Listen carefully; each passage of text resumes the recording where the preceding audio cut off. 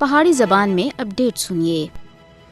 بھارت شروع دن تھیں کشمیریوں کو خون دے سگی ہوئی تحریک آزادی کشمیر دے ہٹانے دے واسطے ظالمانہ اور جابرانہ ہتھکڑنا دا بے دریغ استعمال کر رہا ہے۔ کشمیری عوام دا قتل عام کرنے تھی علاوہ خواتین دی آبروریزی، جائیداد و املاک دی تباہی اور آزادی پسند قیادت کے نال نوجوانوں کو جھوٹے اور بے بنیاد مقدمات وچ گرفتار کر کے انہاں کو بندی خانیاں دے وچ ناقابل بیان مظالم دا نشانہ بنایا جاندا ہے۔ ان ظالمانہ اقدامات کے باوجود بھارتی حکمران اور انہاں دے مددگاراں کو بار بار ذلت اور رسوائی کا سامنا کرنا پی رہا ہے۔ آزادی پسند کشمیری رہنما کارکن اور دوے نوجوانوں کو انہاں دے سیاسی عقائد دے اتے ثابت قدمی دا مظاہرہ کرنے دی وجہ تے بندی خانہ دے اندر بند کیتا جاندا ہے۔ سرکردہ حریت رہنما مسرت عالم بٹ، شبیر احمد شاہ اور محمد یاسین ملک کو بدنام کرنے دے واسطے جھوٹے مقدمات وچ پھنسایا گیا ہے۔ مودی سن کشمیری عوام کو جھوٹے مقدمات وچ پھنسانے اور سزا دلوانے دے واسطے بدنام زمانہ NIA کو بطور ہتھیار استعمال کرنا شروع کیتا ہے۔